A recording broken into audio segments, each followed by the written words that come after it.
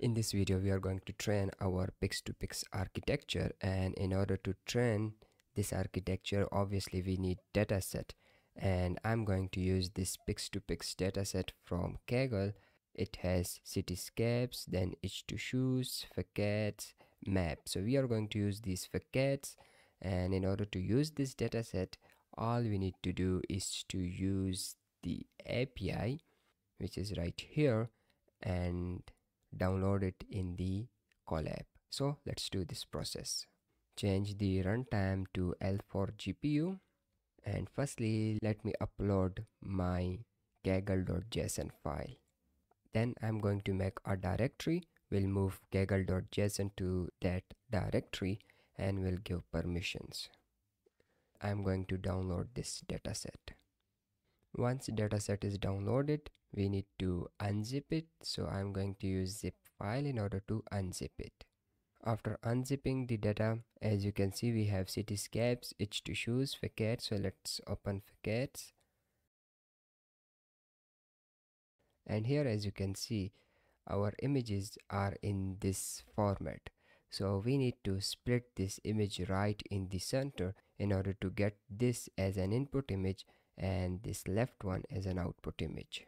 But first, let's import all the required libraries.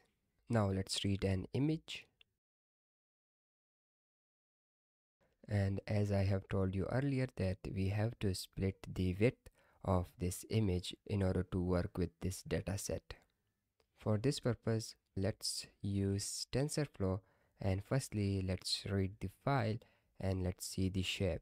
So the height is 256 but the width is 512. So we need to split this 512 into 256 and 256. And the code is going to look something like this.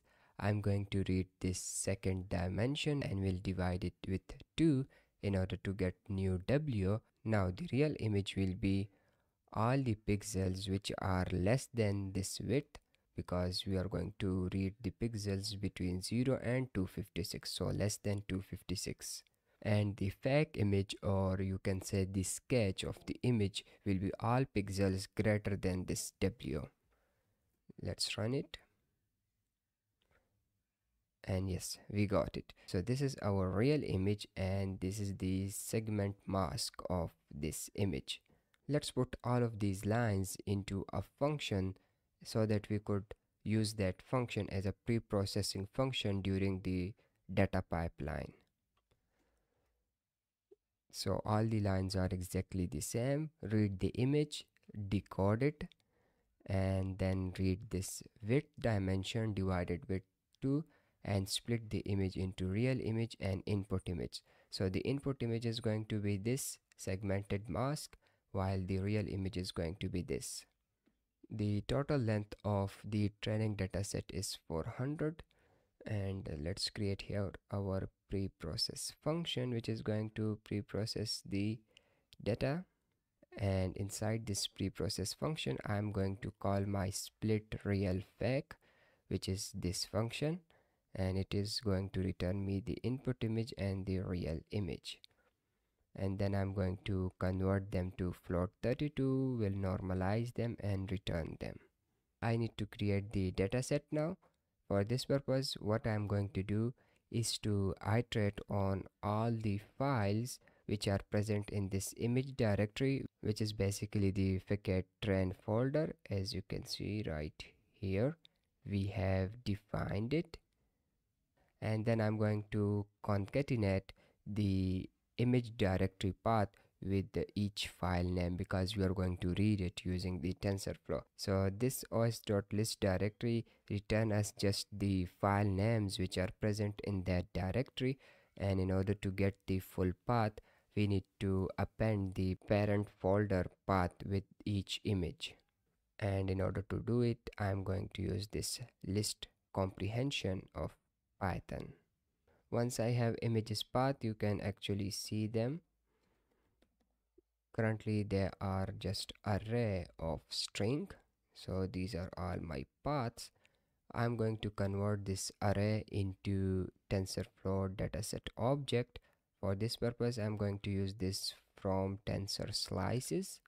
Then I'll set path tensor.map, and I'm going to apply this preprocess function on each image. Then I'm going to match batches and we'll say dot repeat, because I'm going to make this dataset into an iterable dataset, and we'll call the next function on it. And in order to avoid any data out errors, we are going to use this repeat function. Let's take an example from this dataset and let's show it using matplotlib. So we got the input, so this is going to be the input to the model, and this is going to be the real image. So we are going to compare the generated image with this image using L1 loss function. Now this is going to be our upsampling layer, and inside this upsampling layer I have made a change, and that is this instance normalization. So instead of using the instance normalization class, which have been depreciated, I'm going to use this group normalization, and will set these groups parameter to -1. Now this group normalization is going to act as an instance normalization. Similarly, in the downsampling class, I'm going to do the same.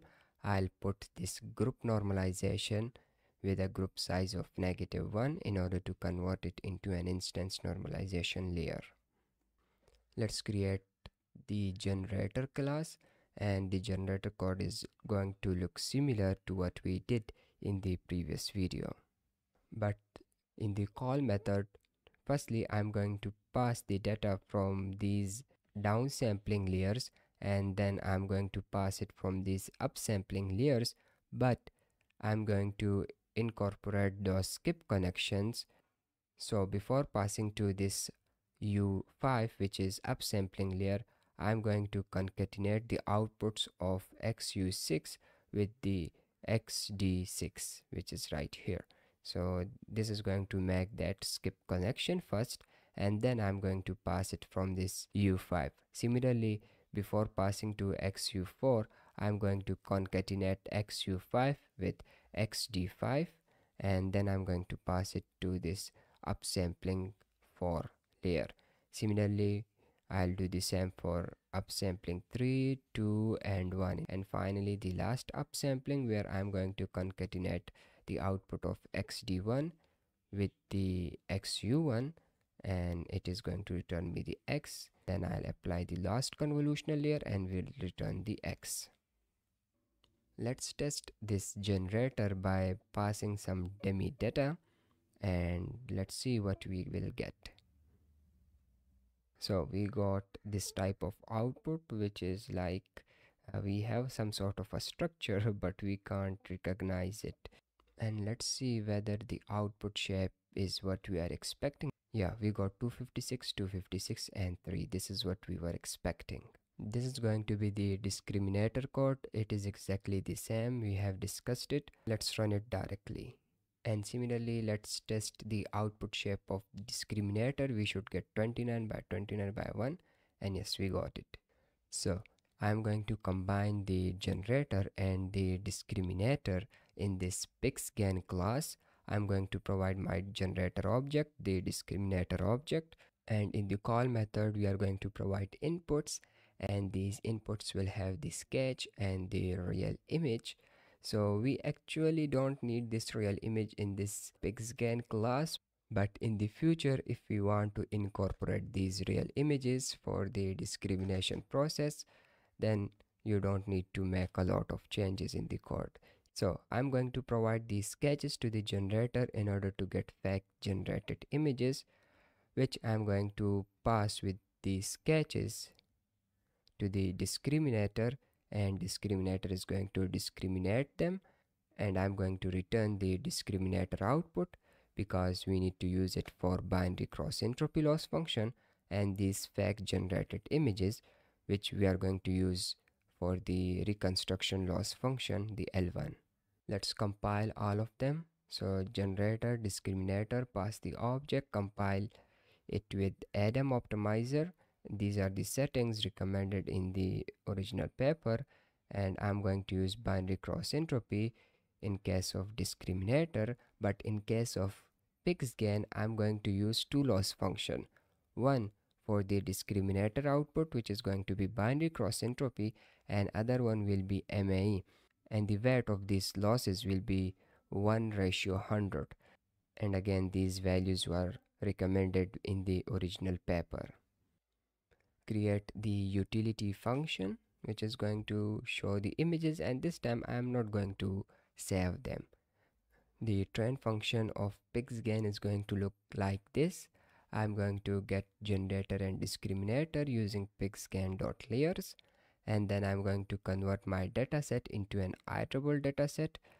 We'll get a batch of sketches and real images using this next function. In order to calculate the patch size, I'm going to pass an example to the discriminator, and it is going to give us the output, and I'm going to set if.shape, which will return me the shape of this output, and then I'm going to access the second value. So at 0 index we will have the patch size, and at index 1 we will have the height, index 2 we will have the width, and at at 4 we will have the channels. So we are interested in the patch size, and in case of this pix2pix, the width and height of patch size is same, so you can put here 1 or 2, it's up to you, and this will return me the patch size.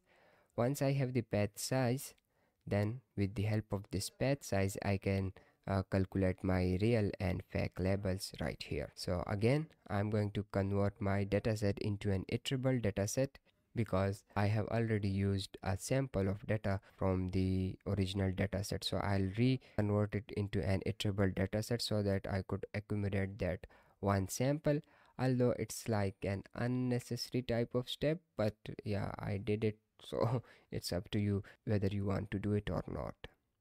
And then in this for loop, these are number of steps.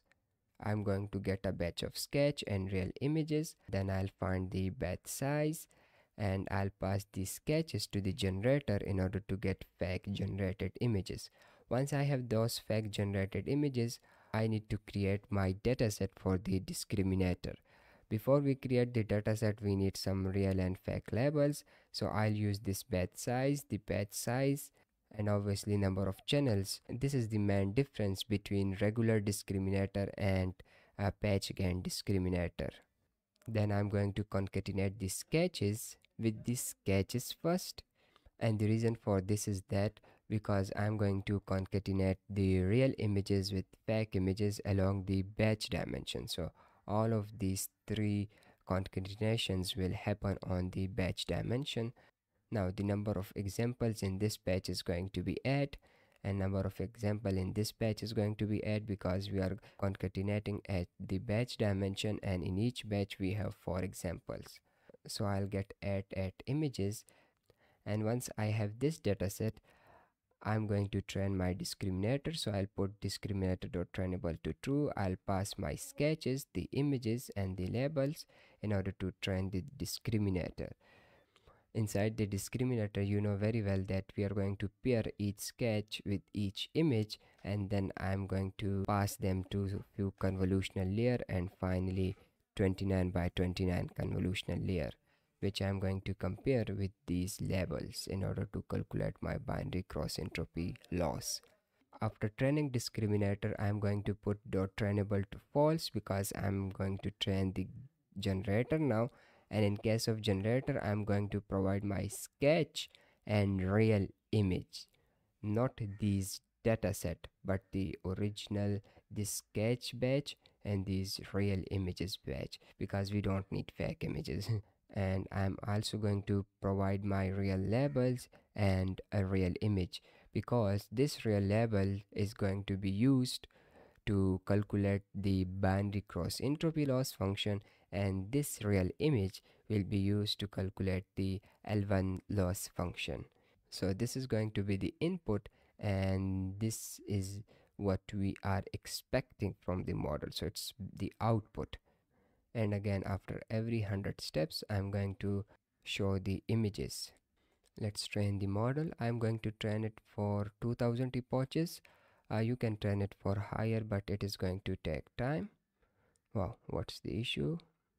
The training have begun, and the error was due to some updates in the TensorFlow system. So previously I have been using the TensorFlow 16 version, but now Colab has switched to TensorFlow 17. That's why we had some minor issues. So firstly, I have changed this line and added this extra argument, return dictionary is equals to true inside this discriminator.train on batch. And secondly, I have made some changes in the upsampling layer, so let me show it to you. I have initialized my dropout right inside the init method, and then based on this if dot self dropout, I am applying it. So this was two changes which I have made, and fortunately the training have begun, and we can already see that after training for 100 steps our results are far better than what we got at initial step 0. So firstly the results were like this, and now they are like this. So let's train and see what we will get at the end. So I have stopped the training process at 900 steps because I think results are already much better. So let's test this model. I'm going to get the generator and the discriminator from the pix2pix, and let's take out a sketch and an image. Expand the dimensions of the sketch. Let's display the original image, and it looks something like this. So pass the sketch to the generator in order to get the generated image, and let's show it. And this is what we got. Clearly we can see that model has tried its best to create a building for us, and these gray spots in the generated image represents these gray spots in the original image. So I hope you have understood this pix2pix GAN, and again play with these other datasets as well, and I'll recommend to you that you should try these edges to shoes on your own, and this is going to be a really fun activity. And in the next video we are going to start working on cycle GANs, and I'll see you there. Bye bye.